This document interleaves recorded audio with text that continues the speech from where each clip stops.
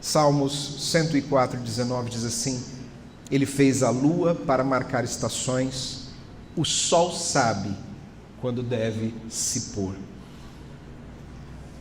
As estações do ano, elas são repletas de simbolismos. Isso porque elas afirmam de forma poética uma das maiores verdades do universo. Tudo tem começo e tudo tem um fim. Deus é eterno.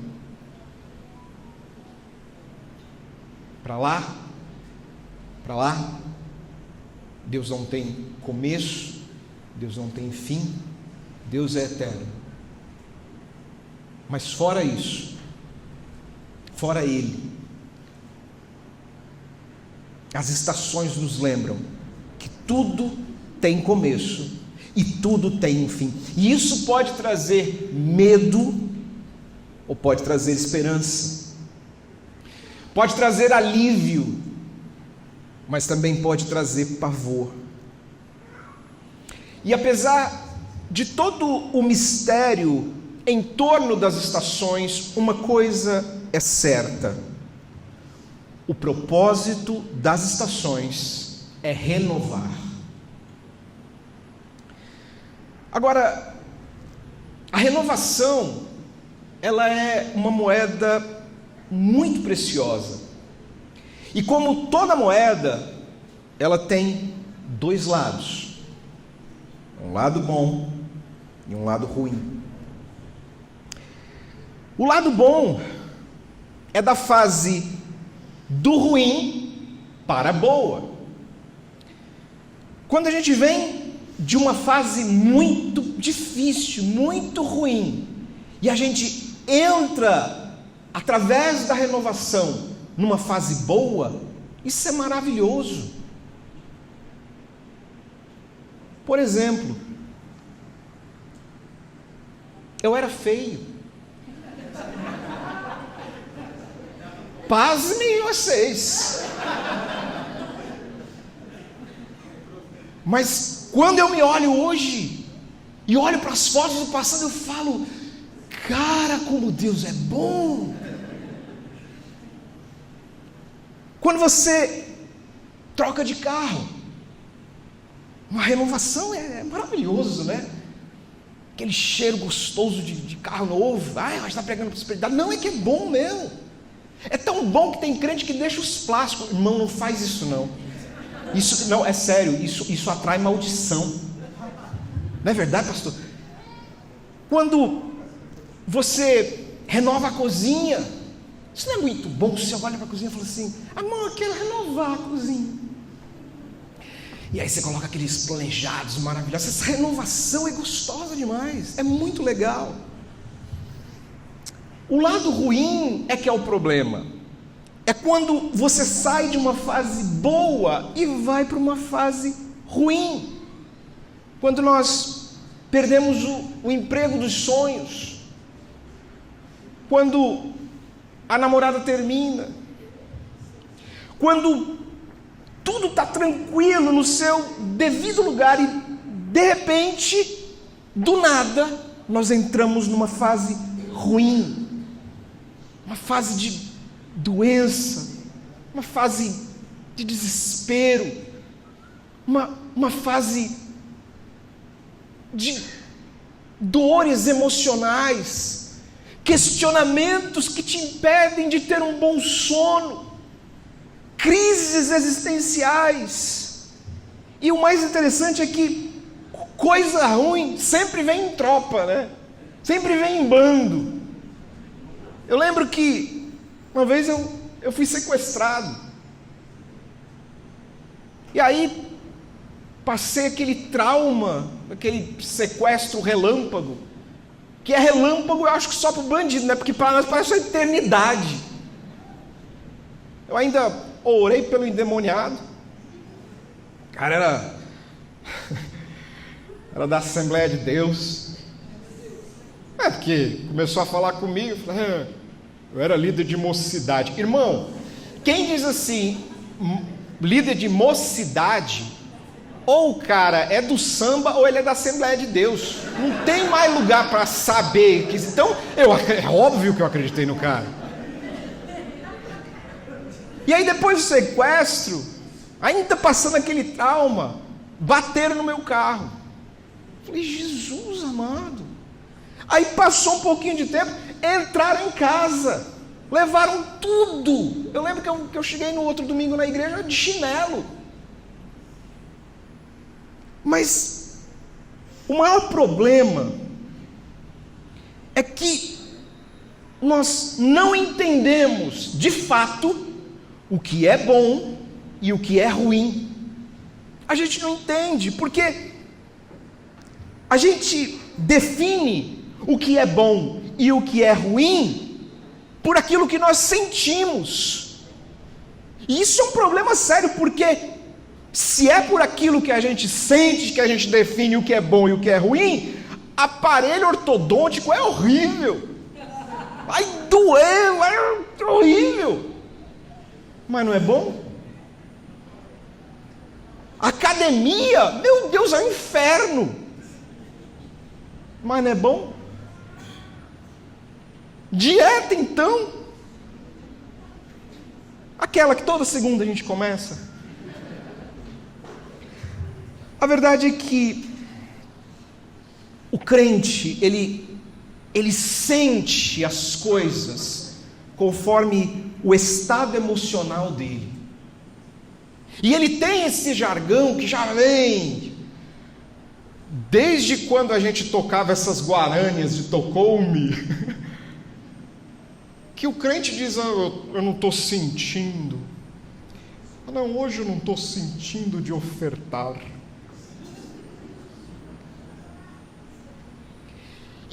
E essas sensações pelas quais ele acha que ele está sendo muito espiritual ao dizer que eu estou sentindo ou não sentindo tal coisa, justamente por estar muito mais baseado nas suas emoções, quando ele está bem, ele vai para o pior lado do mundo, porque ele só sente as coisas que o beneficiam. E quando ele está mal, ele entra em crise, porque ele diz assim, eu não sinto mais Deus comigo, eu tenho orado, eu tenho buscado, mas eu não sinto Deus, porque ensinaram para ele, que se ele não sentir Deus, é porque ele está errado, é porque ele está em pecado, é porque ele é isso, é aquilo, ele não tem tanta fé assim. Mas deixa eu te falar um negócio, você sentindo ou não, o Senhor Jesus continua presente, perto de você.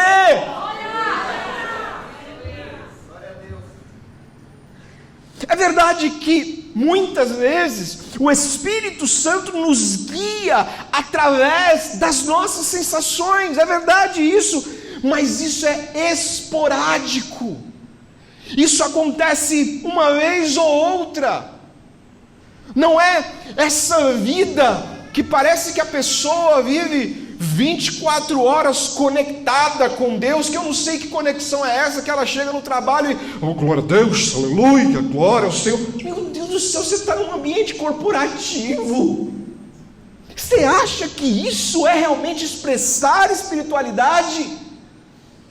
Expresse a sua espiritualidade por onde você for, através da sua integridade, através do seu bom humor, através do sorriso que traz paz para alguém, através do conselho, através do ouvido que você oferece a alguém que está precisando de uma palavra.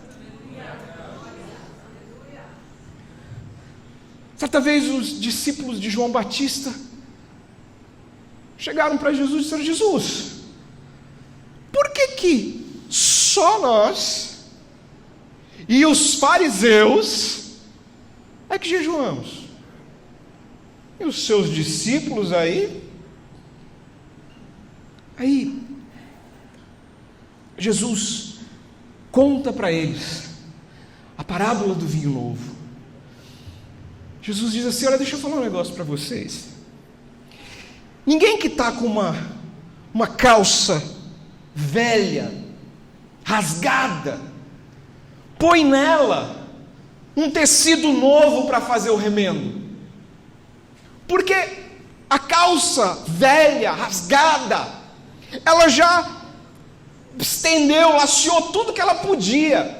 E quando você coloca um tecido novo, esse tecido novo, como ele ainda está ali bonitinho, tal, firme, ele vai deixando o rasgo ainda maior. E ele continua, ele diz assim: ninguém pega um odre velho e coloca vinho novo. Ninguém pega uma vasilha velha e coloca vinho novo, porque a vasilha velha, o odre velho, ele já se estendeu tudo o que ele podia por conta da fermentação daquele vinho que está ali há muito tempo, e ele não tem mais para onde expandir. Então, quando vem um vinho novo com aquela fermentação, arrebenta aquela vasilha e se perde o vinho.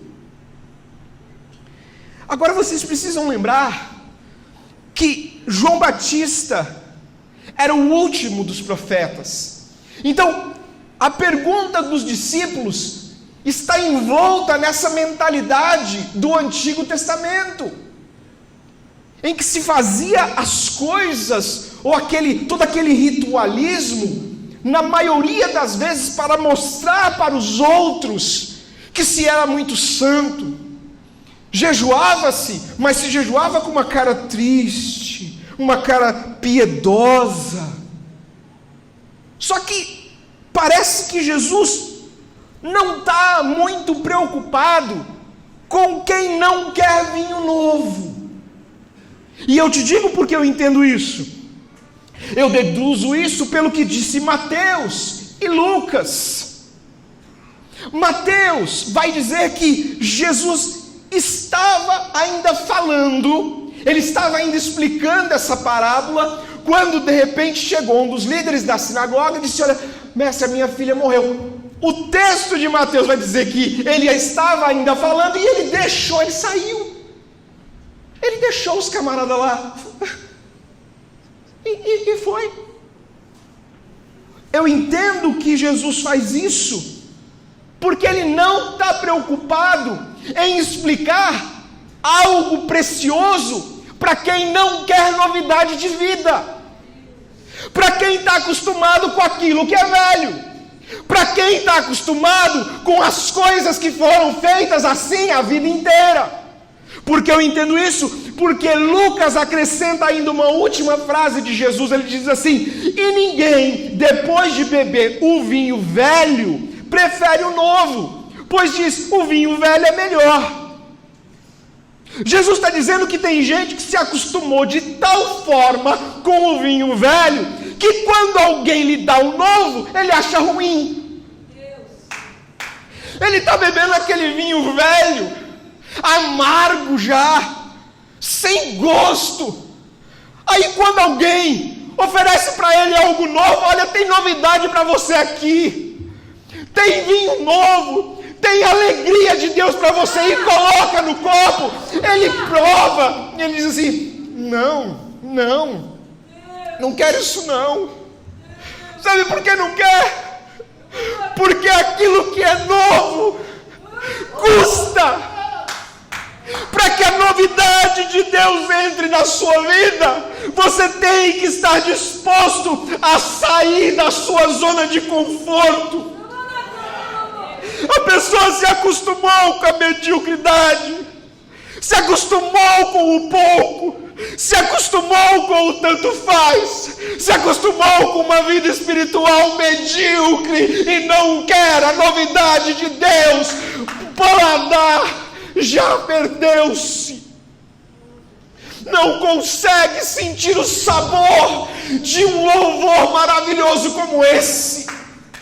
É a palavra sendo ministrada, curando vidas, repreendendo males, restaurando vidas, e a pessoa lá atrás, num saudosismo besta, dizendo: no meu tempo é que era bom, Deus tem essência para te dar nessa manhã.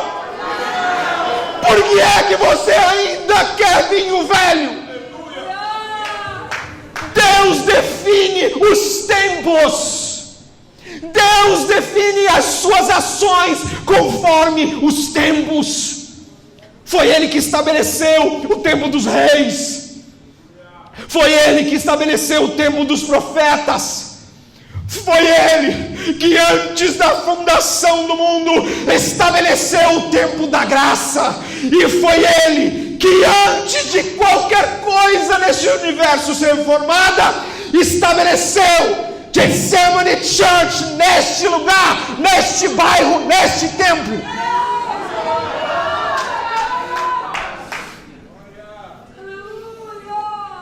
Meu irmão, sai dessa vida. Você está parecendo os amantes do café sem açúcar. Meu Deus, é gente que já perdeu o gosto pela vida. Ei, Jesus quer te dar vinho novo. Aceita! Aceita nessa manhã. Larga aquilo que é velho. Abre mão daquilo que envelheceu. Abre espaço para o novo. Minha mãe às vezes chega na minha casa, eu até tremo. Ela vai no guarda-roupa e fala: não, tira isso, treina não. Meu filho tem que abrir espaço para o novo. E aí eu vejo meus ternos velho tudo indo, e eu digo: glória a Deus, porque o meu coração é bom. Mentira, é ela que arranca de lá e eu vou. E sempre Deus traz coisa nova. Por que você está agarrado com esse negócio aí, velho? Gente que gosta de ficar guardando coisa velha em casa. Parece um depósito de lembranças, a pessoa guarda o lenço do primeiro congresso em 1910. Larga isso, minha filha.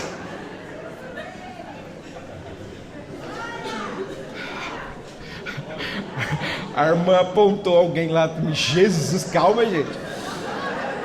Mas não basta apenas aceitar o novo de Deus.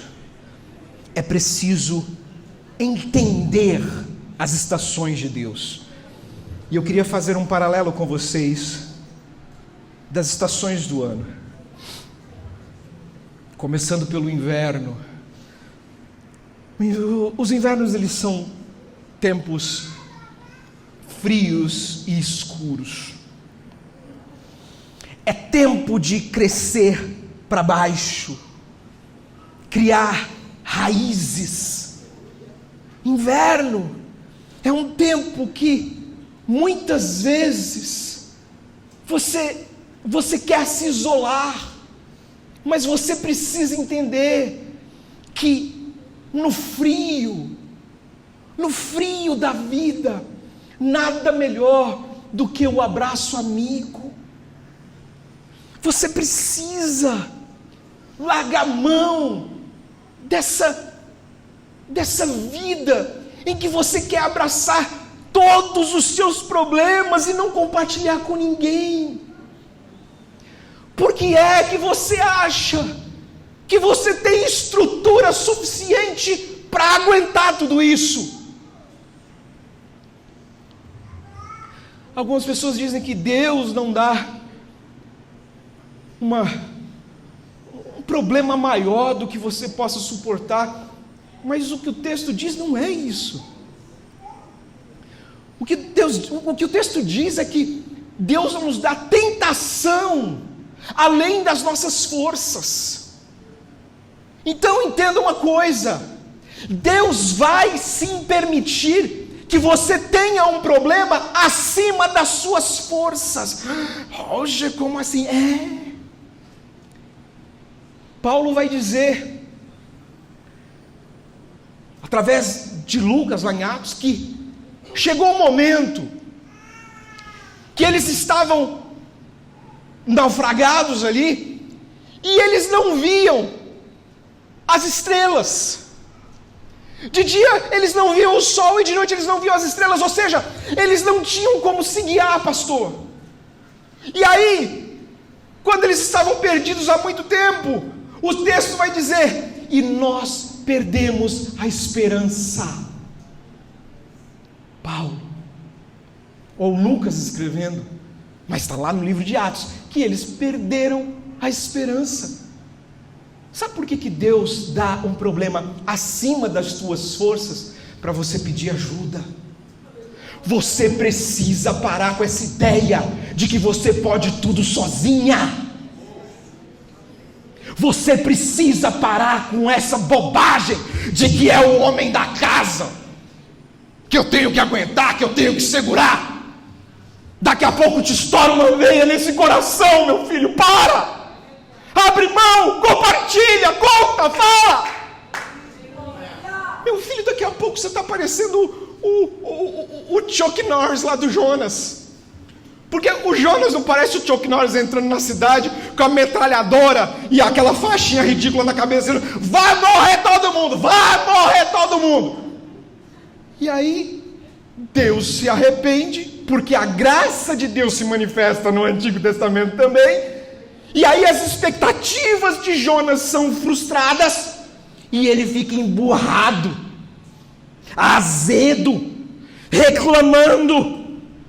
Deixa eu te falar um negócio: se você continuar nessa toada, você vai terminar reclamão, ranzinza e rabugento. Compartilha, conta, diz: pastor, não estou aguentando mais. Bem, me perdoa, mas cheguei no meu limite. Fala, conta. Mas a vida não é feita só de invernos, a vida é feita também de primaveras. E primaveras são tempos de beleza, de florescer. É aquele ciclo da vida em que você pode e deve desfrutar da bênção de Deus. Irmão, a gente passa tanto tempo sofrendo que quando a gente é abençoado, a gente fica sem jeito de desfrutar da bênção de Deus. Você fala: meu Deus, mas será que eu vou comprar essa camisa? Eu não mereço. Não, já passei. O Senhor está te abençoando. A esposa quer ver você bonitão. É. Fala, Deus. Desfruta. É só trabalho, trabalho, trabalho. Desfruta dessa família linda que você tem.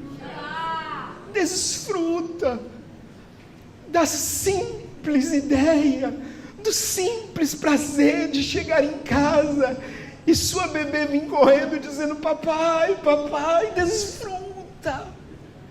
Para de viver em função de tudo aquilo que você quer conquistar e desfruta das suas amizades que Deus tem dado. Celebra as suas conquistas. Não tenha consciência pesada de celebrar aquilo que Deus está lhe dando, porque você é filho.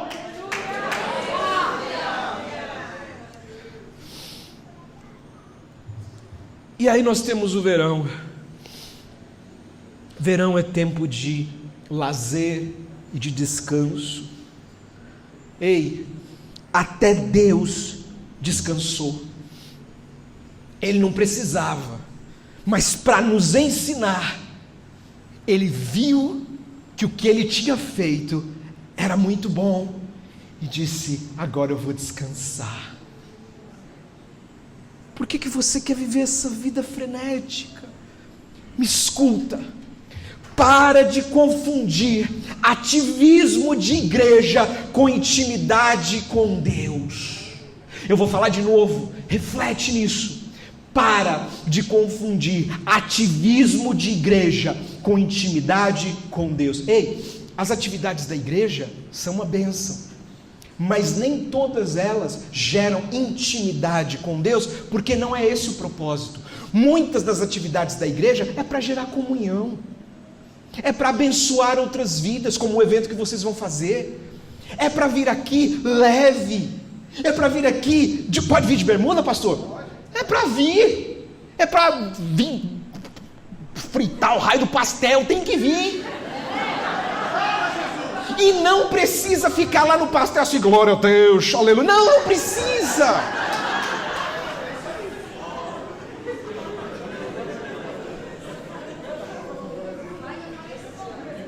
Aí vem entregar o pastel, seja como ele. Pouca carne, muito óleo. Não precisa. Celebre. Para com esse ativismo desenfreado. Dá um tempo para a sua alma. Dá um tempo para o seu coração.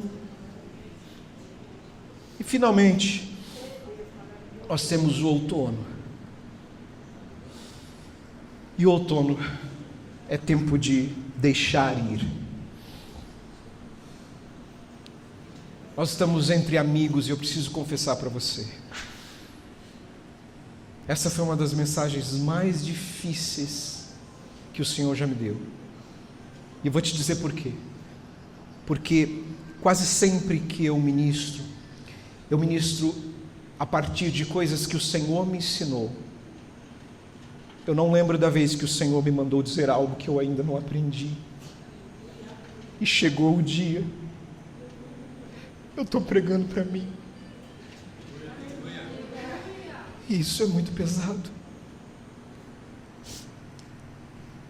Deus permite o seu outono em nossas vidas, para que as folhas mortas sejam removidas. Deixa eu te falar uma coisa, eu não gosto de mensagem subjetiva. Eu não gosto quando o pregador diz, com todo respeito a quem prega assim, mas eu não gosto quando o pregador diz assim, você vai passar sobre as águas. Legal, mas o que isso quer dizer? Que águas? O que está acontecendo? Onde ele quer chegar? Eu não gosto dessas mensagens que são pregadas num mistério, que você precisa ficar ali no Google, meu Deus, o que é que ele está falando? Não, eu gosto de mensagem objetiva. Mas se esse é o tempo para que as folhas mortas sejam removidas, só você pode dizer quais são estas folhas que precisam ser varridas do seu quintal. Eu não sei, mas eu posso te dizer que eu sei das minhas. E eu queria que você refletisse nisso, porque hoje você precisa sair daqui em paz. E para você sair daqui em paz, você precisa entender uma coisa: coisas boas acabam. E se acabou, das duas uma: ou Deus quer te dar algo novo, ou Deus quer renovar o que envelheceu. Deixa eu te falar um negócio.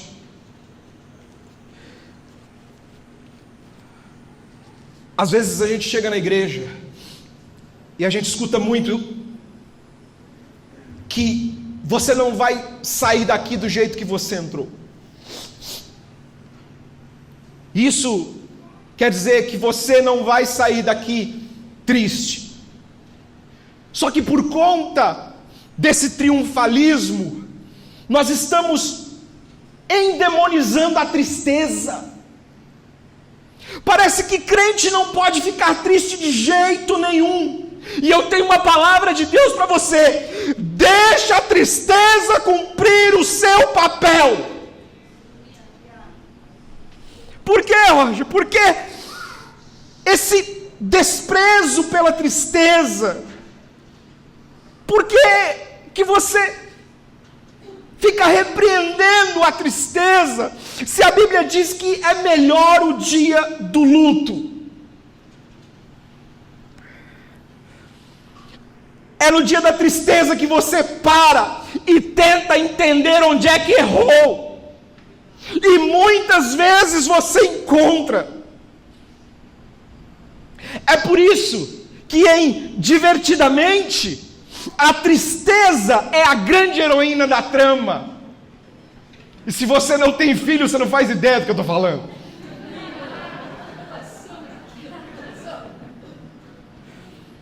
Quando a tristeza assume a sala de controle, a gente para ouvir Deus.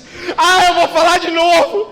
Quando a tristeza assume a sala de controle, a gente para ouvir Deus. Eu tenho uma palavra do Senhor para você nessa manhã. Em nome de Jesus, a tristeza não vai te consumir. Essa tristeza não vai virar depressão. Entenda uma coisa: você pode estar triste e ter paz no coração. Deixa a tristeza cumprir o seu papel. Quando o crente está alegre demais, ele não ora. Quando o crente está alegre demais, ele não jejua. Quando o crente está alegre demais, ele não vem em uma escola bíblica. Mas quando a tristeza bate a porta, a gente dobra os nossos joelhos, porque a gente é carne. E essa maldita carne só entende quando a tristeza assume o controle. E não tenha medo, ela não vai te dominar para sempre. A tristeza vem, cumpre o seu papel e ela vai embora.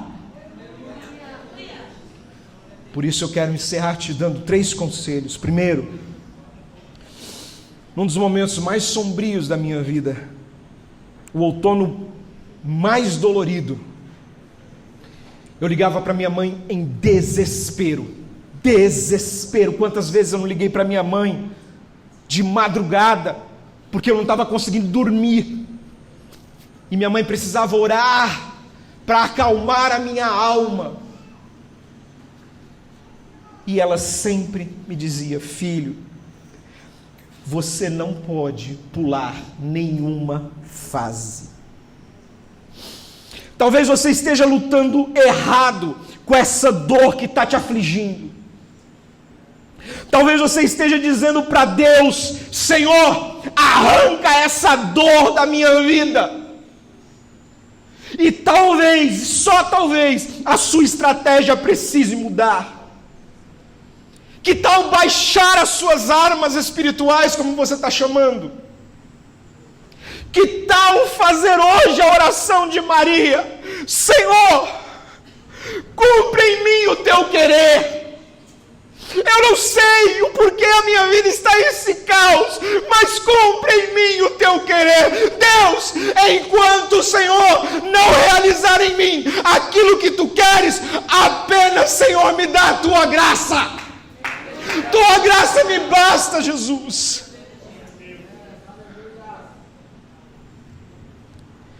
Segundo conselho que eu quero te dar: não se afaste do sol. Deixa eu ler um texto para você que eu estava lendo ontem, para tentar entender algumas coisas. Em 1988, os cientistas americanos Matthew Schnaps e Philip Sadler perguntaram a 23 professores e alunos de física da Universidade de Harvard: por que é mais quente no verão que no inverno?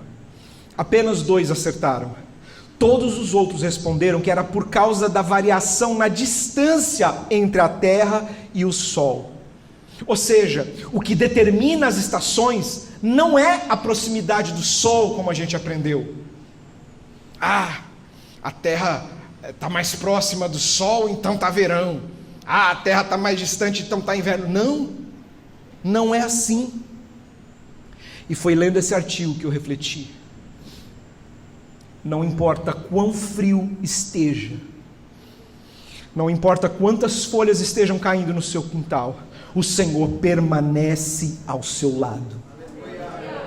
Não é a sensação térmica da vida que define a sua distância do sol da justiça. Em nome do Eterno, abra as janelas da alma e deixa a luz do sol da justiça iluminar as trevas da sua alma hoje.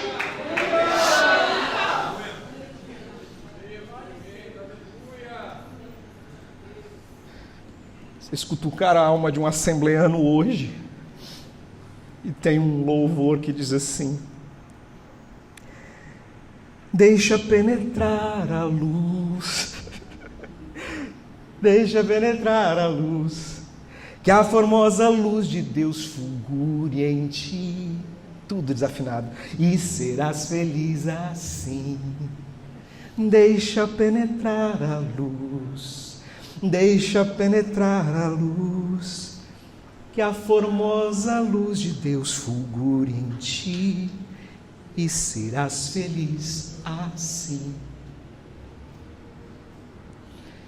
Eu quero te dar o último conselho para a gente finalizar essa mensagem. Espere o comando de Deus. No primeiro semestre de 2019, Deus falou comigo. E quando a gente diz que Deus falou comigo, dá a impressão que a gente tem uma intimidade maior com Deus. Quando alguém diz assim, e o Senhor falou comigo, Ele fala com voz de trovão, com voz de muitas águas, que você fala assim, meu Deus, eu nunca vou ter essa experiência, porque eu não sei falar assim que nem Ele. Ei, quando Deus resolve falar com você, você não precisa estar no monte, ou de madrugada, clamando. Quando Deus decide falar com você, Ele fala, ponto. Você não tem que fazer um esforço espiritual que você faz, meu Deus, Deus quer falar conosco, silêncio. Não.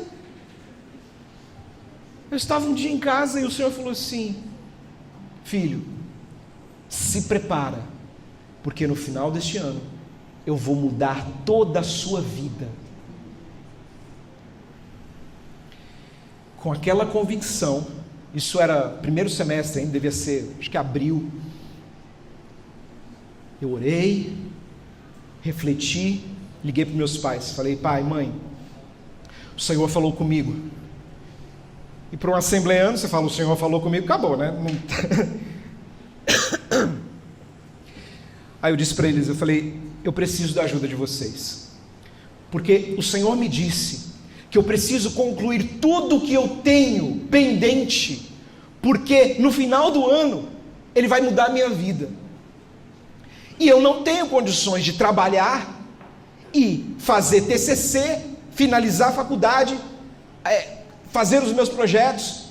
Eu vou precisar de dinheiro para sustentar. Vocês pagam as minhas contas só nesse segundo semestre?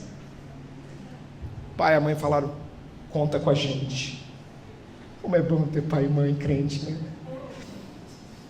E aí, com essa garantia, eu comecei estudando e me preparando para as provas e finalizando o site da escola de adoração que não estava pronto e trabalhando e me envolvendo, e eu já tinha até esquecido que Deus tinha falado isso, e eu trabalhava em casa e um perrengue, uma dificuldade.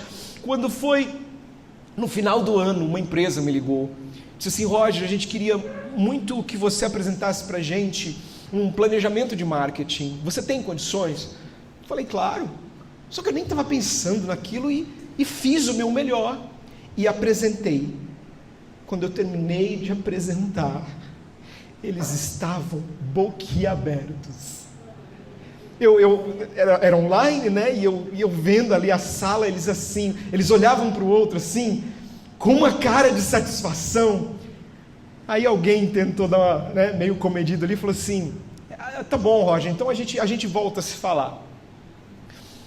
No segundo contato, eles queriam me contratar e eu fui contratado para a área de comunicação. E em janeiro, a minha vida estava completamente mudada. Pouco tempo depois, eu assumi as duas áreas, marketing e comunicação.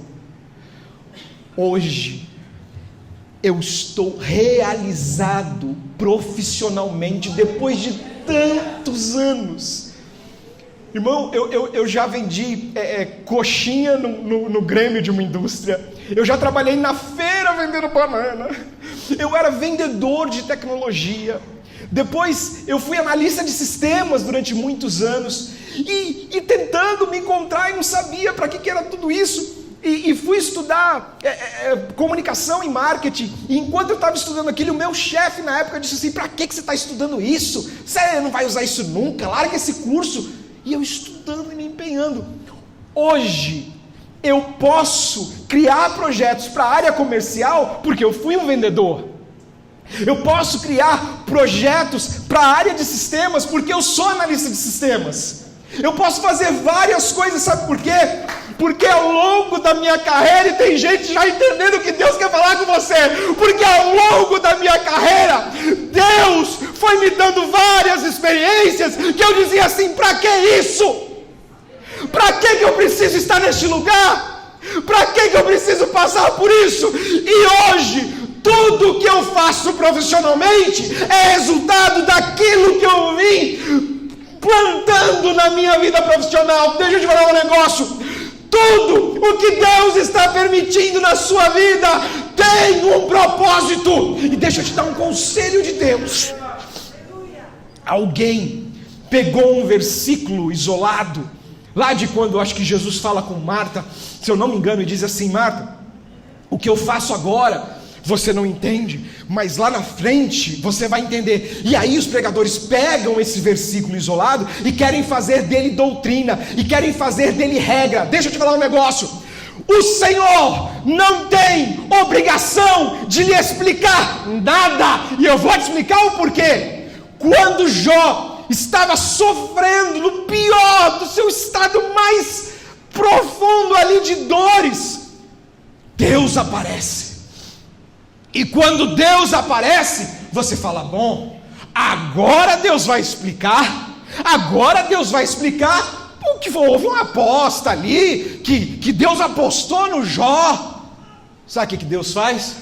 Deus fala assim: Jó, já que você sabe tanto, me diz como é que a água da praia vem só até aqui. Já que você sabe tanto, onde você estava quando as estrelas da alva cantavam alegremente em meu louvor enquanto eu criava o universo? Jó, você sabe segurar a estrutura da terra? Você sabe colocar o mar aqui na sua... Você sabe fazer essas coisas? Jó, quando você entender todo esse mistério, aí eu te explico o que eu estou fazendo na sua vida. Ei, Deus não vai lhe explicar nada, não é porque Ele não te ama, é porque nós não temos estruturas para entender o que é que Deus está fazendo. Descansa a tua alma. Para de pedir para Deus explicações. Ai, você não tem que dizer por quê, mas você tem que dizer para quê. Não, você tem que dizer: Senhor, cumpre em mim o teu querer, e confiar, porque Ele está no controle. E eu quero finalizar orando por você. Eu não sei se vocês já estão vindo aqui à frente, se vocês querem fazer isso, mas se a palavra falou com você, e você está passando por este outono, me permita orar por você. Posso, pastor? Tudo bem? Me permita orar por você. Enquanto o grupo de louvor começa este louvor, vem para frente, eu quero orar por você. Os demais pastores estão aqui, eles vão orar pela sua vida, mas corre para cá, corre, porque o Senhor quer fortalecer a tua alma. Você tem que sair daqui nessa manhã fortalecido, porque os ciclos de Deus vão continuar se renovando na sua vida, e você precisa estar preparado para o novo. Chega de coisa velha. Deixa o novo chegar. Abre espaço nesse guarda-roupa aí. Abre espaço nessa garagem. Abre espaço nessa alma. Abre espaço nesse espírito para os dons do Senhor na sua vida.